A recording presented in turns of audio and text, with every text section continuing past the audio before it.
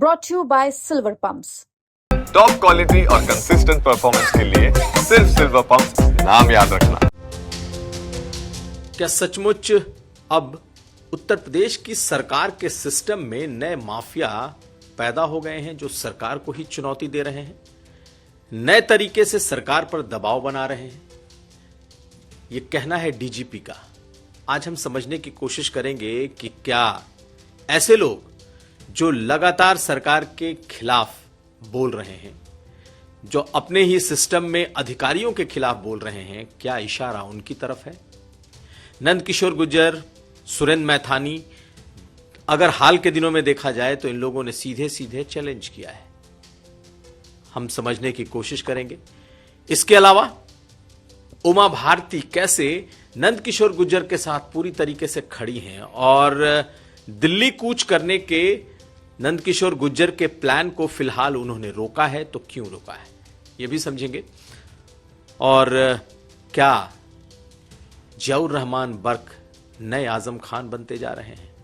ये खबरें आज का यूपी में। नमस्कार, मैं हूं कुमार अभिषेक, आप देख रहे हैं यूपी तक। हम हाजिर हैं अपना न्यूज शो आज का यूपी लेकर।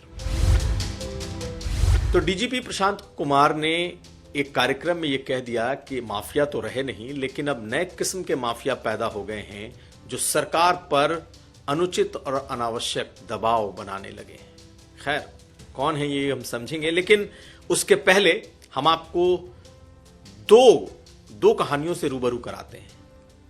पिछले कुछ समय से नंदकिशोर गुर्जर नाराज हैं। नाराज इसलिए क्योंकि गाजियाबाद और उस इलाके की जो पुलिस है या जो पुलिस अधिकारी हैं, उनसे उनकी नहीं बन रही। कुछ दिन पहले रामचरितमानस का एक कार्यक्रम था जिसमें लाठियां चली, घायल हुए, फटा हुआ कुर्ता लेकर वो इन दिनों घूम रहे हैं कि इस सरकार में उनके साथ ये हो रहा है, और जबकि वो हिंदुत्व, भगवान राम और रामचरितमानस की बात कर रहे हैं। यूपी तक से ही बातचीत में उन्होंने उत्तर प्रदेश के एक आला अधिकारी पर बड़े सवाल खड़े किए। दरअसल 100 बात की एक बात कि अधिकारी नेताओं की नहीं सुन रहे, जो वो चाहते हैं वो नहीं कर रहे। ऐसे में गाजियाबाद से लेकर लखनऊ तक अपनी बातें कह लेने, राम मंदिर में जाकर के अपनी फटे कुर्ते में दर्शन करने, मीडिया से बात करने के बावजूद नंदकिशोर गुर्जर को फिलहाल कोई राहत मिलती नहीं दिख रही, यानी कि उनकी बात कोई सुन नहीं रहा। क्या सिस्टम उनसे नाराज है? इसलिए ऐसे में अब उमा भारती इस बीच बचाव में आई है और उन्होंने एक के बाद एक कई ट्वीट किए हैं। उमा भारती पिछले काफी समय से सियासी गुमनामी में है, या यूं कहें अब उन्होंने खुद को सियासत से दूर रखा हुआ है। लेकिन नंदकिशोर गुर्जर के मामले में उन्होंने कई ट्वीट्स एक साथ कर दिए हैं। अब इस ट्वीट्स को किस हिसाब से, एक्स पर जो पोस्ट है, इसको क्या समझा जाए? क्या इस सरकार में नाराज विधायकों के वो समर्थन में हैं, या फिर नंदकिशोर गुर्जर को लेकर के उनसे संपर्क किया गया है कि भाई बहुत हो गया, अब उन्हें सीधे राह पे लाया जाए, उन्हें मनाया जाए? तो पहले उनके एक्स पर लिखे इस एक के बाद एक पोस्ट को देखिए। तो उमा भारती ने जो ट्वीट में लिखा कि नंदकिशोर गुर्जर मेरा छोटा भाई है, उसको मेरी बात माननी पड़ेगी। इसके अलावा उन्होंने कहा कि नंदकिशोर गुर्जर को पहले बुलाया है, उन्हें कहा है कि पहले आप शांति कायम करें, उसके बाद आकर आप दोबारा मिलें। खैर, जो ट्वीट में लिखा है उसमें उन्होंने लिखा है, उत्तर प्रदेश के गाजियाबाद के लोनी के यशस्वी विधायक नंदकिशोर गुर्जर को मैंने अपने पास बातचीत के लिए बुलाया। 20 मार्च को लोनी में जो घटनाक्रम हुआ उसकी पूरी जानकारी ली। लोनी में जो घटा है वह मुझे देखकर लगा कि मुझे नंदकिशोर गुर्जर जी से जानकारी लेनी चाहिए, और जानकारी हुई है। गुर्जर समाज के लोग इस पूरे घटनाक्रम से आहत हैं और अब उनका दिल्ली जाने का कार्यक्रम है। महान सम्राट राजा मेहर भोज के वंशज, स्वाभिमानी, राष्ट्रभक्त, पराक्रमी गुर्जर समाज के सभी भाई बंधु मोदी जी के साथ खड़े हों एवं राष्ट्रीय विकास में योगदान दें। उन्होंने आगे ये भी लिखा है कि नंदकिशोर नंदू को मेरी बात माननी पड़ेगी क्योंकि मैं उनकी बड़ी दीदी हूं। मैंने उनको कहा कि आप शांति कायम करें, पुनः मेरे पास आएं, तब हम इन विषयों पर बात करेंगे। और आखिर में उन्होंने ये भी लिखा है कि नंदकिशोर जी को आज्ञा दी है कि वो स्वयं जाकर दिल्ली के इस कार्यक्रम को स्थगित करें। तो कुल मिलाकर के नंदकिशोर गुर्जर का जो मामला है वो बहुत बड़ा हो गया, क्योंकि उन्होंने प्रदेश के सबसे बड़े नौकरशाहों में एक पर उंगली उठाई, मुख्यमंत्री योगी आदित्यनाथ को कटघरे में खड़ा करने की कोशिश की, और अभी तक वो फटा कुर्ता और बिना जूते चप्पल के घूम रहे हैं। एक तरीके से उन्होंने सरकार और प्रशासन के खिलाफ अपनी चुटिया बांध ली है। तो अब इसे उमा भारती के एक उस प्रयास के तौर पर देखा जा रहा है कि वो शायद नंदकिशोर गुर्जर को लेकर के पैचअप कराने के मूड में है, कम से कम राजनीतिक तौर पर, क्योंकि जिस इलाके से वो आते हैं वो गुर्जर समाज वहां पर बड़ी तादाद में है और बीजेपी के साथ जुड़ा हुआ है।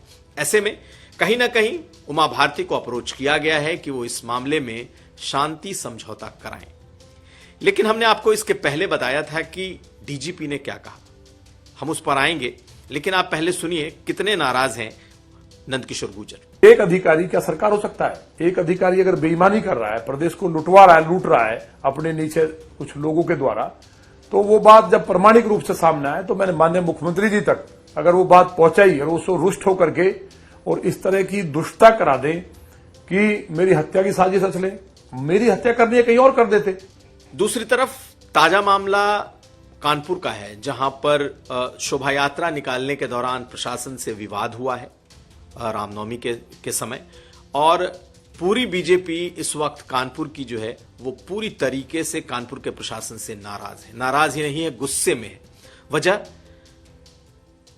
दरअसल कानपुर प्रशासन ने उस जुलूस को रामनवमी के दिन जो जुलूस निकल रहा था उसमें हाईकोर्ट के एक आदेश का हवाला देकर कहा कि आप डीजे ज्यादा जोर से नहीं बजा सकते, डीजे की जो संख्या है वो आपके यहां 1 से 2 होगी, और इस पर जो आयोजक हैं उनसे विवाद हुआ और उसमें फिर जूते चप्पल चले और उसके बाद पुलिस ने फिर डंडे भी बरसाए।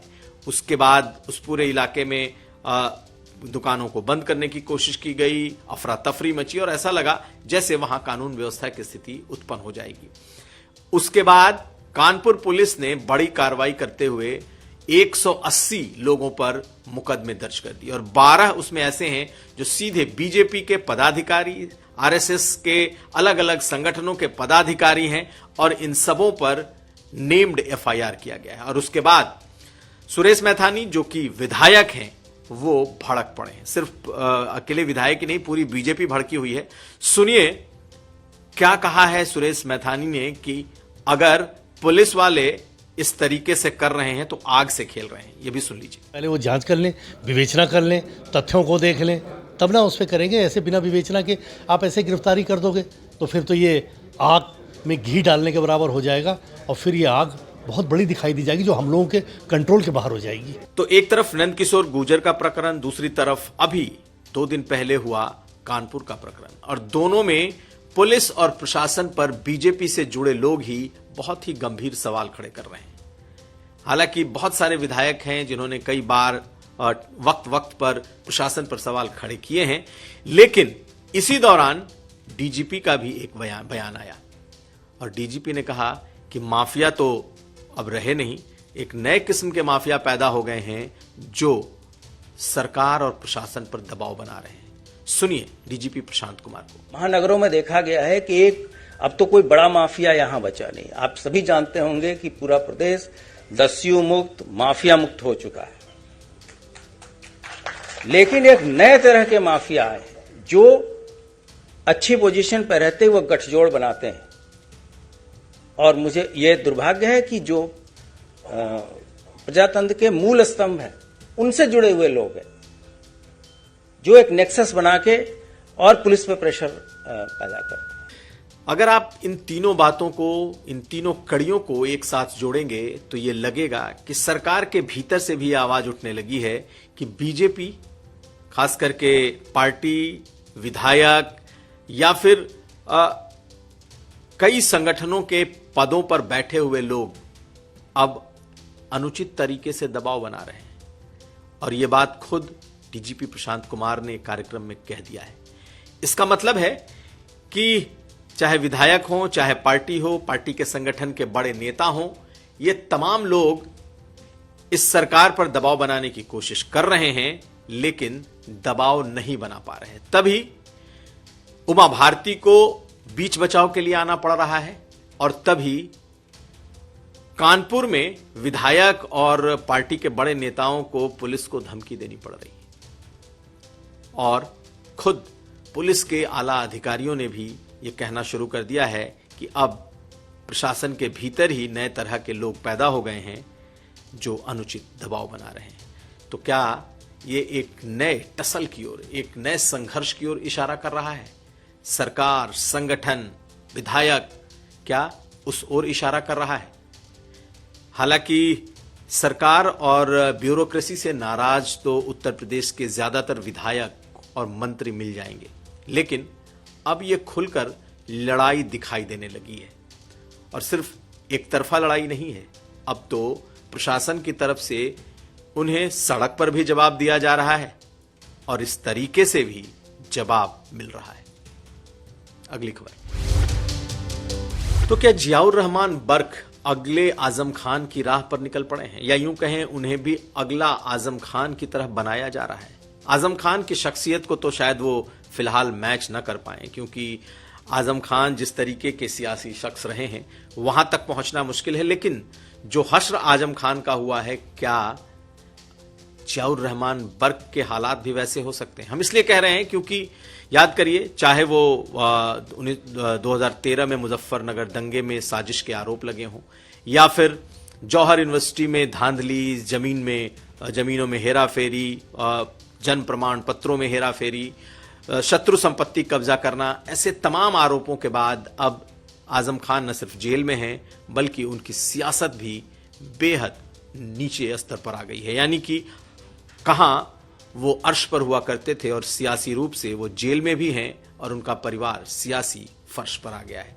लेकिन हम उनकी तुलना जियाउर रहमान बर्क से इसलिए कर रहे हैं क्योंकि जियाउर रहमान बर्क यूं तो सियासी तौर पर अभी उनके आगे नहीं टिकेंगे, एक बार के विधायक, एक बार के सांसद, लेकिन संभल में जो हो रहा है उसमें भी उन पर इस जामा मस्जिद में के बाहर हुई हिंसा में उनका नाम साजिशकर्ता के तौर पर उभर सकता है।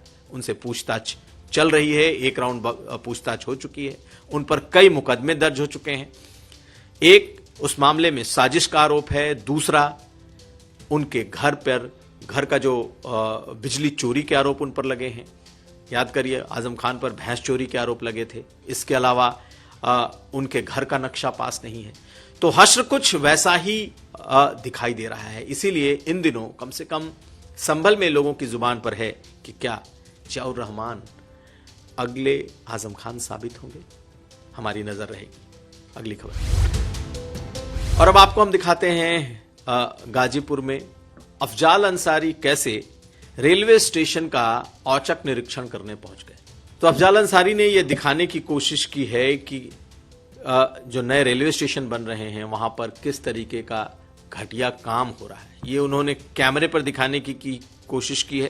खैर, इस तरह के काम को कैमरे पर करने का खामियाजा भी उठाना पड़ सकता है, लेकिन ये एक नए तरीके का औचक निरीक्षण है जो अफजाल अंसारी करते हुए दिखाई दे रहे हैं। इन तस्वीरों को देखिए।